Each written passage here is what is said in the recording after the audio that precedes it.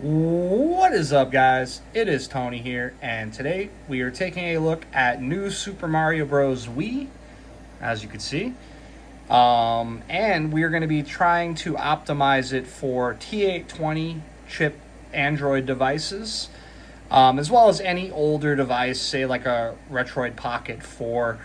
Wii can be kind of hard for those older devices with the older chips, but if you want to optimize your Wii performance, you're going to want to get MMJR2, and you're going to specifically want 2407. Whatever version probably came with your handheld probably isn't this version.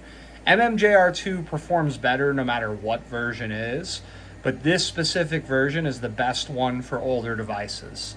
Now, Super Mario Bros. Wii, on newer versions of Dolphin won't even run. But you are able to run it on this version at 1x. That's kind of the limit. 1.5x slows it down to like 38 FPS, and it slows down the game in general. But I'm going to go ahead and show you how to set up the controls first. So you're going to want to do the Wii input, and you're going to want to actually just use the Wiimote, so no extension. And you're going to think of the Wiimote being sideways, if you could imagine that. So 1 and 2, 2 is going to be A, which is jump. 1 is going to be B, which is your sprint. A and B are basically just like going back and forth in menus. So I usually just do X and Y for A and B. This is to open the menu and then select in the menu. So set those. Now, IR, you're not going to need. Swing, you're not going to need, so it kind of simplifies it. But you are going to want to set up tilt.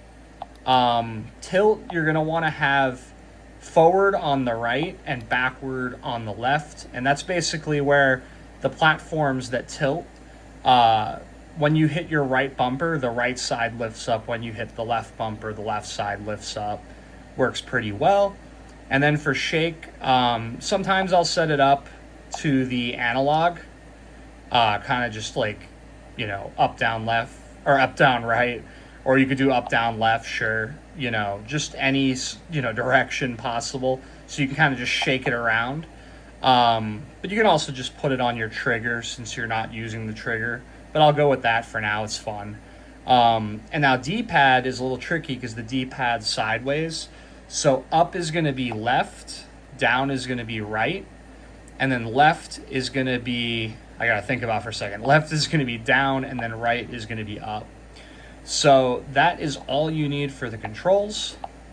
And then as far as settings, you are going to make sure that you are on OpenGL for your video backend under graphics. And that's about that. Once we get in the game, there is one other thing you're going to want to do, which is something you should do for any game in Dolphin, especially this version, because it's built in. And it is VBI skip, which will smooth out the frames. So any game you're not running, any game you're not running at full speed, which includes this game, it's going to make it feel much smoother anyway. You're not going to get that crackling audio or anything. You can see it sounds good. But 1.5x is pushing it a little bit for these older devices on a lot of Wii games. I didn't expect this game to be that way because it's kind of a simple game. But you got to remember, there's still 3D in this game. And there's quite a bit going on. So you'll see, like, it will drop into the 40s sometimes, but it generally stays up in the 50s. But it plays really nice. I was playing through a lot of levels earlier. So I just really quickly want to show you how the motion controls work. Try not to get killed on the way there.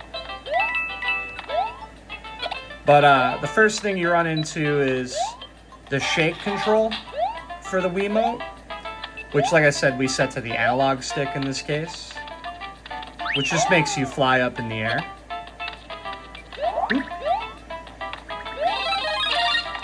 So I find the analog stick's a nice way because you're still shaking to like spin them. It feels nice. I'm not going to worry about getting everything. And then the next level, you're going to see the tilt, which, oh boy. I was worried about that happening. It's really hard to play with the camera in front of me. That's my excuse. But, that stinks.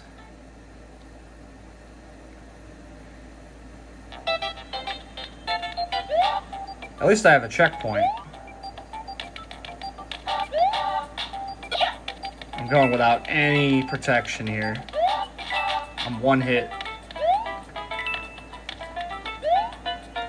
I feel like I just passed a mushroom, too.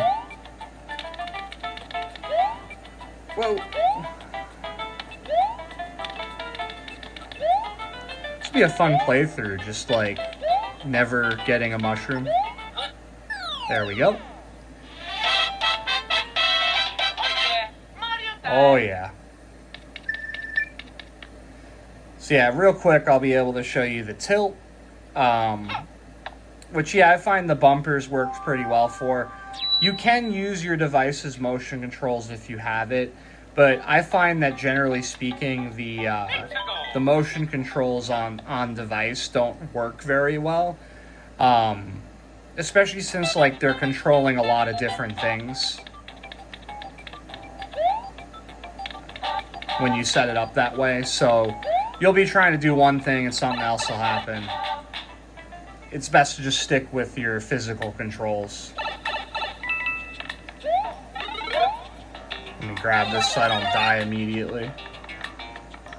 Yeah, if you haven't been able to tell yet, I'm pretty bad at games. Alrighty, so as you can see, running 60 FPS right now. You get those little occasional slowdowns, but that's what the VBI skips for. In terms of your like input, it doesn't feel like it's slowing down at all. So yeah, left bumper goes that way, right bumper goes that way. Feels very intuitive. You're still able to control Mario while doing it. And there you go. That is everything as far as running New Super Mario Bros. On an older Android device. If you guys enjoyed this video and you want to see more like it, go ahead and subscribe and leave a comment down below with any other games you guys want to see set up on here. Even other systems you guys want to see set up on here. I am going to be doing some PS3 videos, so if there's any PS3 games you want to see ran on the T820, go ahead and leave that down below. But keep in mind, like, there's a lot of games that don't run on PS3 on here, but I'll try to cover as many as possible. But thank you guys for watching. I'll see you guys next time.